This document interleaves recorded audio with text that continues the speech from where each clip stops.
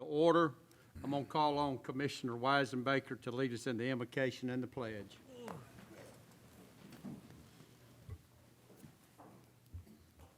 Our gracious and most kind Heavenly Father, we thank you for all the many blessings you bestow upon us. Lord, you bless us in ways we don't even realize. And we ask, Lord, tonight that you bless this meeting, that you bless each commissioner and give us the strength and the wisdom to make the decisions for the betterment of all of the citizens of Lowndes County. We ask these blessings in Christ's name. Amen. Amen. Pledge allegiance to the flag of the United States of America and to the republic for which it stands, one nation, under God, indivisible, with liberty and justice for all.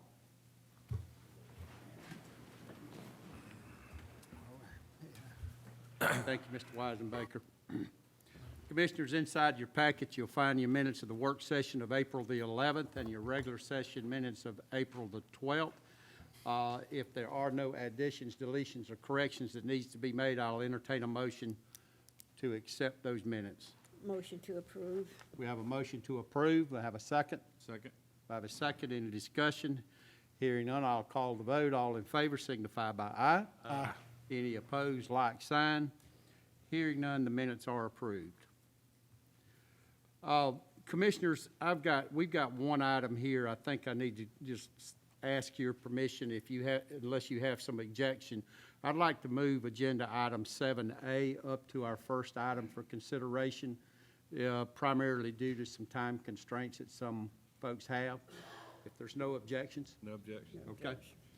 All right, then we'll move to agenda item 7A, and this is the One Valdosta Lowndes Community-Wide Initiative. Ms. Dukes. Thank you, Mr. Chairman. Good evening, Commissioners. Lowndes County has worked with One Valdosta Lowndes Steering Committee over the past several years to develop a community-wide initiative that will address local challenges with a focus on workforce development and private sector support. The Valdosta Lowndes County Chamber of Commerce has agreed to provide an environment for operations with continued oversight from the steering committee. And Lowndes County's role in this would be funding in the amount of $200,000 over a 5-year period. Staff has worked really hard. The chairman has been at several of the steering committee meetings. The majority of the steering committee leadership is here this evening, and we appreciate their support. There will be a follow-up MOU for this. The county attorney would like for me to remind you all, but we are ready for your consideration for funding. Okay. All right. Thank you, Ms. Dukes. Any questions for Ms. Dukes? Clarification, that the 200,000 over 5 years, the 200,000 is total over 5 years. Correct, That's yes. the total. Any other questions? Commissioners, if there's no questions, I'll entertain a motion. Motion to approve. Okay, we have a motion to approve. Do I have a second? Second. I have a second. Any discussion? Hearing none, I'll call the vote. All in favor signify by aye. Aye. Any opposed, like sign. Hearing none, the motion carries. Commissioners, thank you for your support in this effort. I know there's a lot of citizens in this community that's been working on this. It has had its challenges trying to get hatched, but the diligence of Dr. Carvajal specifically and Mr. Scott Purvis in pushing this forward has been tremendous. But I do feel like that this is one effort that we'll be able to say is a community-wide effort. As Ms. Dukes had said, it's going to focus and concentrate on economic development, workforce development, and those type of issues that we have where a county government or even a city government, we really just don't have the tools or the resources to be able to carry some of these things forward. This group of folks will be able to do that. And so thank you for your support on that, and we thank you all for your hard work and dedication. Thank you. Thank you all for the many, many months and I guess really even years of hard work on this. So we appreciate it. Thank you for being patient with us. All right, we'll move back up to our agenda item 5A. This is our appointments. Our appointment here is for the Lowndes County Division of Family and Children's Services, known as DFACS. Ms. Dukes. Thank you, Mr. Chairman. The seat held by Ms. Pat Iverson or actually there are two seats, one held by Ms. Pat Iverson and one Ms. Rebecca Powell. They have both resigned from the Lowndes County DFACS Board, leaving two vacant seats. Ms. Iverson's seat will expire June the 30th of 2022, and Ms. Powell's seat not until June the 30th of 2025. The remaining board members have requested that Ms. Sandra Wilcher be appointed to fill Ms. Iverson's seat and Ms. Lynn Ornstein be considered to fill Ms. Powell's seat. So you would be considering Ms. Iverson for a full term and Ms. Ornstein to fill the unexpired term of Ms. Powell. Okay. Any questions for Ms. Dukes? No, Hearing- Mr. Chairman, I'll recuse myself from this vote, though. You might have to deal with that when you get home. All right, then we'll open the floor to nominations, and Commissioners, I would like to go ahead and put the names of Ms. Sandra Wilcher and Ms. Lynn Ornstein in the form of a nomination. Ms. Sandra Wilcher will be filling out a full term, and Ms. Lynn Ornstein will be finishing out the existing term that's in that place. So are there any other nominations? Hearing none, we'll close the nominations, and we will appoint Ms. Sandra Wilcher and Ms. Lynn Ornstein by acclamation. Thank you, Commissioners. All right, agenda item 6A is our one and only public hearing case, and this is REZ 2022-07. It's known as Hayden Park. It is at Camelot Crossing and Valdale Road, and this involves 149 acres. It is currently R1. The request is for CG, PD, and R10. Mr. Dillard. Thank you, Mr. Chairman, and good evening, Commissioners. Again, this is a request that was heard 2 weeks ago and tabled. I'll restate just for the record here. The request is from R1 to Commercial General on approximately 63 acres, Planned Development on approximately 28 acres, and then R10 on approximately 55 acres. It is within the Urban Service Area and Community Activity Center character area. There are wetlands on the property as well, and this was the proposed overall site plan for the 149 acres. This is a more detailed, up-close plan of the PD portion, which is binding by its site plan. It was noted that the request was tabled to allow the opposition to present any concerns they have to the commissioners. During that time, staff reached out to GDOT as well with any concerns. GDOT did make the recommendation that a traffic impact analysis would be conducted for this site. Okay. Any questions for Mr. Dillard?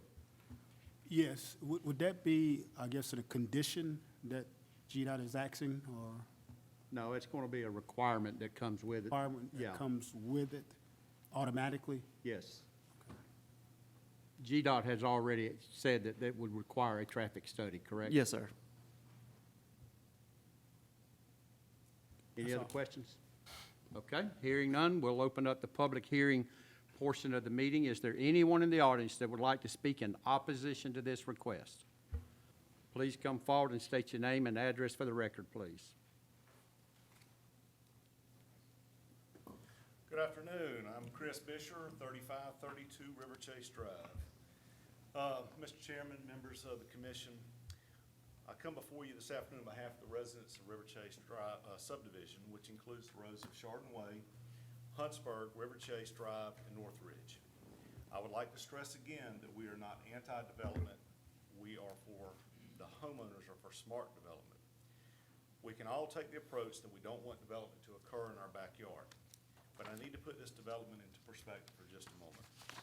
The developer, Mr. Hand, made a comment 2 weeks ago that, at this very podium, that this proposed development was a half mile from us, and that we probably wouldn't even see the 4-story buildings. Well, let's examine that for a moment. The YMCA property is 782 feet deep on one side, 260 yards. On the other end, it is 661 feet deep, 220 yards. Also known as a Tiger Woods 7-iron shot. This very building that we're meeting in tonight is only one more story than the proposed development, and this building can be seen from a significant distance. Now, I ask the commission to imagine 7 of these very buildings on a par 3 distance out your very own back door. Our concerns are real as to the impact that multifamily, heavy-density rental housing will play on our homeowner neighborhood. We all share the same concerns regarding traffic, crime, property values, and the increase in road noise has on our R3 subdivision with this proposed development. I can assure you that seated behind me are some neighbors that are adamantly opposed to the nature of this development, 300 units of multifamily housing so close to our more rural subdivision. Of the proposed development, only a portion of the project is currently plotted. The concerns that our neighbors have are amplified with the northern portion of the 55 acres. I know this was seen earlier. The 55 acres being considered for R10 zoning, and the eastern 8.57 acres with River Chase subdivision being right here, the 8.57 acres being considered for GC rezoning along Valdale Road. With this in mind, the yet-to-be-developed 20 acres of YMCA property is currently zoned as rural. So I asked the commission, why would a non-contiguous parcel be considered for GC tonight? Additionally, with the 55 acres being considered for R10 rezoning, why would the commission jump to approve this instead of a more moderate approach of R3 to reflect the development's neighbors? Those neighbors include Barco Village, Moody Housing Complex, and River Chase subdivision. This would be considered smart development.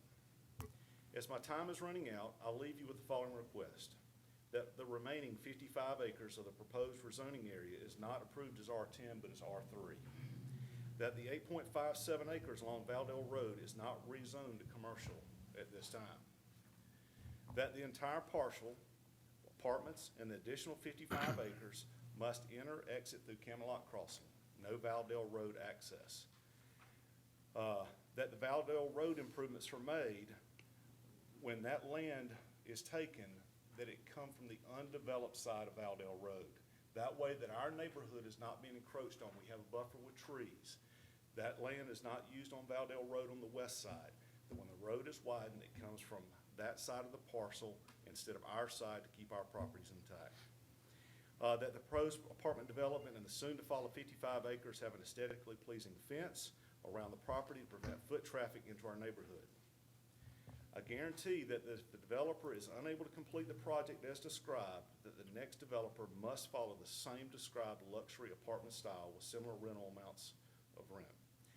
Request that the commissioners not approve any additional development requests along the Valdale corridor until Valdale Road improvements are made, currently estimated around 2025 or 2026.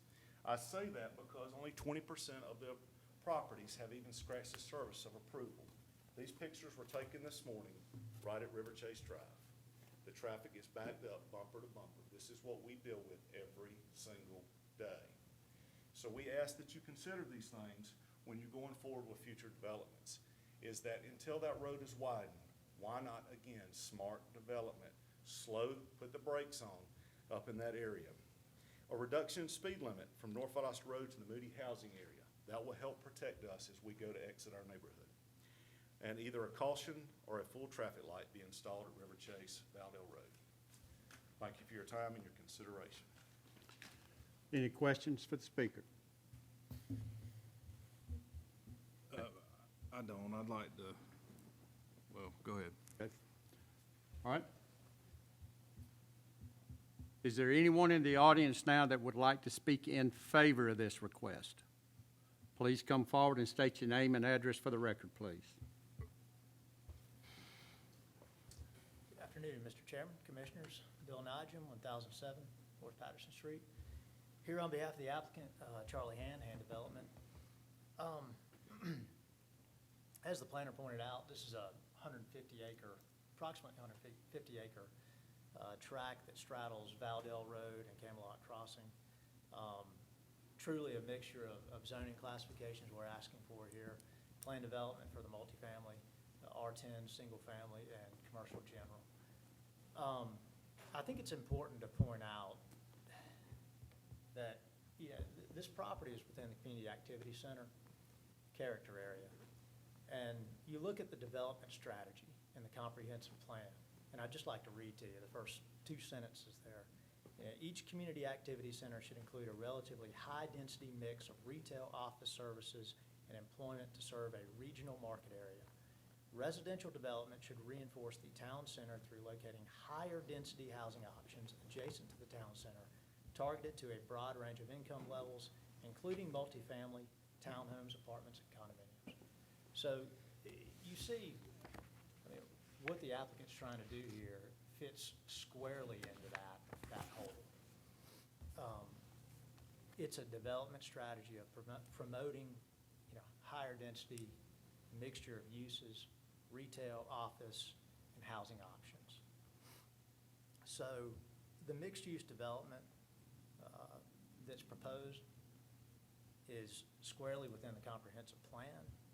And it's not only what's allowed on this property, but it's what's envisioned for this area of Lowndes County.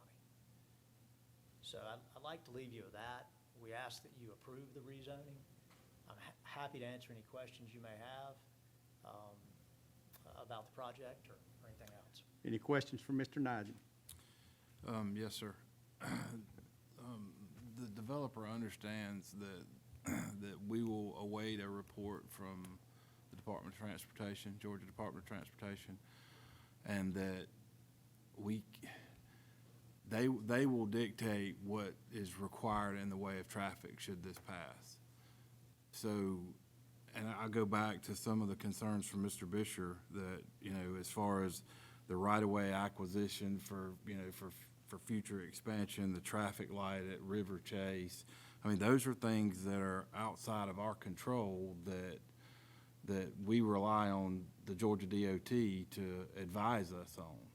So, I mean, I just want to make sure that everybody understands that these are things that we're not, that's in the Department of Transportation's hands to determine what will be required for that. And whatever expenses, should this pass, whatever expenses are related to those, to those improvements, that they'll be on the developer. Yeah, Commissioner Ornstein, I'm glad you brought that up. The developer is well aware of the traffic study, and for the record, he is fine, absorbing that cost for the traffic study and any improvements that may have to come out of that as a result of this development. Is there any place in particular that is stated that I guess on this document, that he would have to do that, or it's going to be it's an agreement? Yes, at Camelot Crossing and North Valdosta Road. I understand that. I was just saying in regards to the GDOT aspect. I know I asked earlier, was it going to be required, or is it going to be a condition, or what have you? Or is it just going to be something stated on the contract that you all have with them, or? Yeah, I think, and correct me if I'm wrong, but it may be a requirement for permitting. And this- I may ask Mr. McLeod, our Director of Engineering, he will be able to answer that, I'm sure. That is correct. It'll be a requirement coming with the permitting and during plan review and any construction plans. Before any of that is approved, to move forward, we'll have that traffic analysis impact from the DOT and from the traffic engineer, whoever does that, for the developer. All right, thanks. Mr. McLeod, and I mean, that could mean, we don't know what they're gonna say. They could very likely say, we've got Kingsway that goes out to 41, we've got the boulevard, as I call it, that goes out to North Valdosta Road. There's been talk about exit on to Valdale. I mean, if the DOT is gonna look at all of that data, all of it in its entirety, and say, this is the best way to distribute traffic from this particular development, correct? You are correct. They will research the entire area as well as the future growth of this development based on what is presented, as well as any future connection to this, whatever that may be. And there are several different warrants they look at to, during the traffic analysis impact. And as long as any one item meets a warrant, then that's when it'll come back for the recommendation. But this is different and separate from the improvements that we already have in the works for Valdale and North Valdosta Road, though, correct? That is correct. This has no bearing on that. Those are, We- will proceed regardless of the outcome here tonight or the outcome of the DOT study, right? Yes, sir. Correct. Okay. Okay, any other questions? Okay, thank you, Mr. Nigel. Okay. I'll close the public hearing portion of the meeting, and Commissioners, I'll turn it back over to you now for your consideration. Mr. Chairman, I move we approve the rezoning request. Okay, we have a motion to approve. Do we have a second? Second. We have a second. Any discussion on the motion? Hearing none, I'll call the vote. All in favor signify by aye. Aye. Any opposed, like sign. Hearing none, the motion carries. Agenda item 7B is the Exit 22 Permanent Utility Easement. Mr. Stoughton. Yes, sir. This is the permanent easement as required for the water main extension at Exit 22. This extension will provide much-needed redundancy and looping. Staff recommends the easement be accepted once it's been signed and approved by acceptance for the county attorney. Okay, any questions for Mr. Stoughton? Hearing none, I'll entertain a motion. Chairman, I make a motion that we approve the Exit 22 permanent utilities. Okay, we have a motion to approve. Do I have a second? Second. I have a second. Any discussion? Hearing none, I'll call the vote. All in favor signify by aye. Aye. Any opposed, like sign. Hearing none, the motion carries. Agenda item 7C is the Exit 22 Temporary Construction Easement. Mr. Stoughton. This just gives us a little bit of extra working room during the construction time. It will expire 1 year later. Staff recommends the temporary construction easement be accepted once it's been signed and accepted by the county attorney. Okay. Any questions for Mr. Stoughton? Hearing none, I'll entertain a motion. Chairman, I move we approve. Okay, we have a motion to approve. Do we have a second? Second. Have a second. Any discussion? Hearing none, I'll call the vote. All in favor signify by aye. Aye. Any opposed, like sign. Hearing none, the motion carries. Agenda item 7D is the acceptance of the FY 2022 Delinquency Prevention Grant. Ms. Dukes. Thank you, Mr. Chairman. On March the 22nd of 2022, the commission approved and authorized staff to submit an application for funding through the FY 22 Delinquency Prevention Grant Program. The request was for $41,500. We are excited to report that this amount has been awarded. So now the acceptance is before you. Judge Council will use this for the implementation of the Strengthening Families Program. That's a program that he's been using for a while. Not only does this address the need with a particular juvenile that's struggling, but it also brings the entire family into that counseling environment. So we look forward to your approval so that we can officially accept the award. Okay. Any questions for Ms. Dukes? Hearing none, I'll entertain a motion. I move we authorize you as the chairman to sign all award documents, including the service agreement with EBA. Okay, we have a motion to authorize the chairman to sign the documents for the FY 2022 Delinquency Prevention Grant. Do we have a second? Second. We have a second. Any discussion? Hearing none, I'll call the vote. All in favor signify by aye. Aye. Any opposed, like sign. Hearing none, the motion carries. Agenda item 7E is the FY 2023 Juvenile Justice Incentive Grant. Ms. Dukes. Yes, sir. Since 2014, Lowndes County has been awarded funding through the Criminal Justice Coordinating Council to allow the juvenile court to implement services for the diversion of youth offenders instead of incarceration. The process through this particular grant has been functional family therapy as well. It has been the primary program implemented each of these years, and the juvenile court has requested funding again be applied for in the amount of $195,372, and there's no required match. This is a reimbursement grant, but there's no match on the behalf of the county. Okay. Any questions for Ms. Dukes? Hearing none, I'll entertain a motion. Mr. Chairman, I move that we approve the application for the FY 2023 Juvenile Justice Grant and authorize staff to sign. Okay, we have a motion. Do we have a second? Second. Have a second. Any discussion? Hearing none, I'll call the vote. All in favor signify by aye. Aye. Any opposed, like sign. Hearing none, the motion carries. Agenda item 7F is a beer license for 08 Investment LLC, doing business as Eagle Food Mart, 4952 Bemis Road. Ms. Black? Yes, sir. Again, this is for the Eagle Food Mart. This is for beer for consumption off-premise and is due to a change of ownership. Okay. Any questions for Ms. Black? Hearing none, I'll entertain a motion. Motion to approve. We have a motion to approve. Do we have a second? Second. We have a second. Any discussion? Hearing none, I'll call the vote. All in favor signify by aye. Aye. Any opposed, like sign. Hearing none, the motion carries. Agenda item 7G is the agreement with TQ Bid for surplus sales of heavy equipment. Ms. Black. Yes, sir. As you're aware, we've been using govdeals.com for a number of years to dispose of surplus items.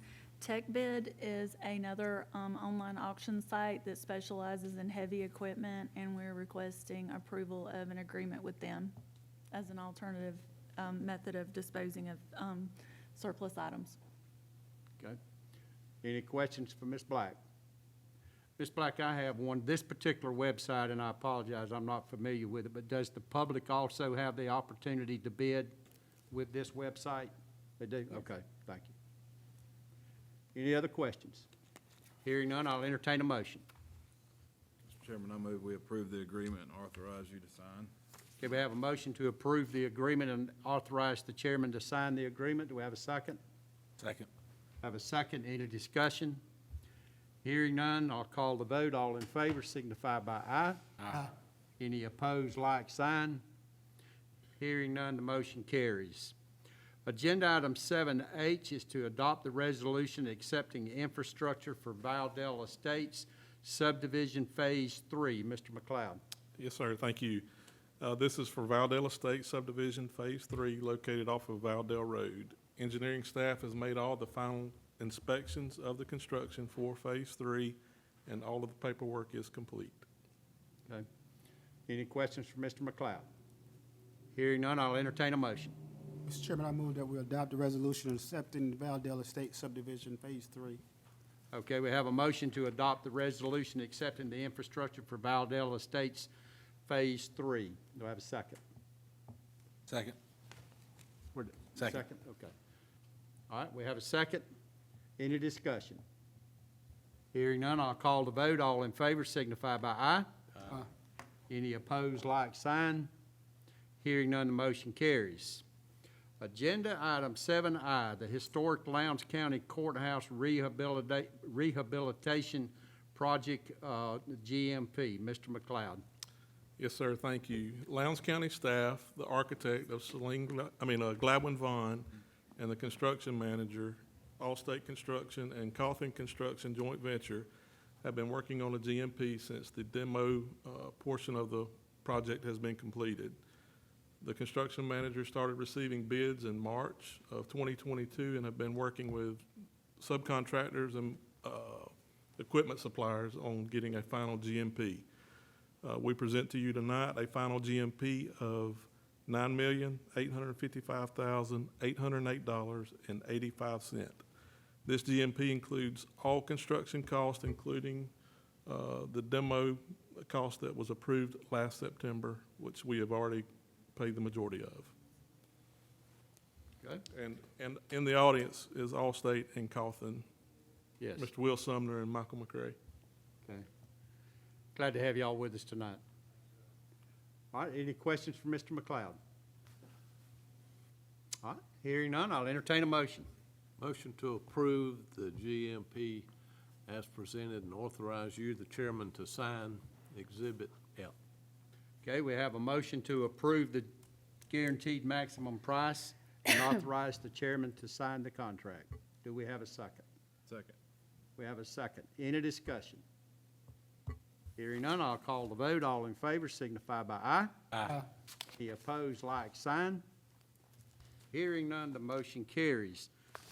Commissioners, in my opinion, you have just as well also made a historic vote on assuring that that beautiful architectural building that we have there has come to be known as the historic courthouse will remain the historic courthouse of Lowndes County. So, thank y'all very much.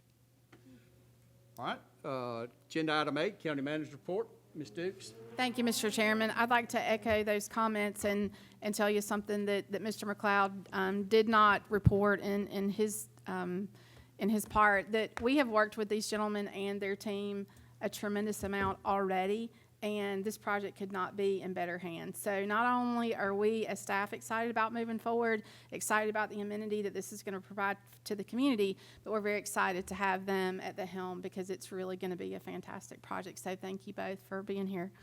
Budget update, our meetings are substantially complete. The Budget Committee's recommendation to the Commission should come to you mid-May. And we are planning for the public hearing for the first meeting in June and adoption at the second meeting in June. I'd like to thank Ms. Black as well as Ms. Rachel Bowen, who is here on Stephanie's team, who's led the charge there. Thank you to all of you who have been in the budget meetings that you were able to make. The meetings have been tremendous. We've had great communication with all of our outside agencies, the elected officials, and now the hard part starts. But we're ready for that, and we will come to you with a solid recommendation. Today I met with Mid-Air Force Base leadership and received an update regarding operations of the 93rd Air Ground Operations Wing. While I was there, also checked out the High Tower Road project, and that was moving along, and it looks great. So I encourage any of you who have time to ride out that way to take a look. Right now, in our spare time, we're all about partnerships. We are working with South Georgia Medical Center, EMS Service, and Lowndes County Fire Rescue for some joint medical deployment, a new medical directive that we've not had before, but it will address some of those issues that we've had when the fire department arrived on scene and could not provide the level of care that we would have liked to. South Georgia Medical Center has been very aggressive in taking care of that medical director. Chief Green and his team are moving fast on that. Also, the Thomasville Humane Society has received a tremendous grant for spay and neuter from an organization called Best Friends. We are in their application region, so Animal Services will be meeting with them soon to partner on some free spay and neuter so that we can try to get ahead of our euthanasia rates there. The City of Valdosta and our Public Information Officer and Community Development Director continue to meet. I feel like you all have met weekly for the last couple of weeks, sometimes more than once, on community and citizen engagement. So it's really a focus right now for us to make sure that we're meeting the needs of our citizens and also letting them know how their local government is functioning. And then we have a meeting coming up in a couple of weeks, again, with Mid-Air Force staff on some additional P4 initiatives. So we'll be coming to you with some requests there.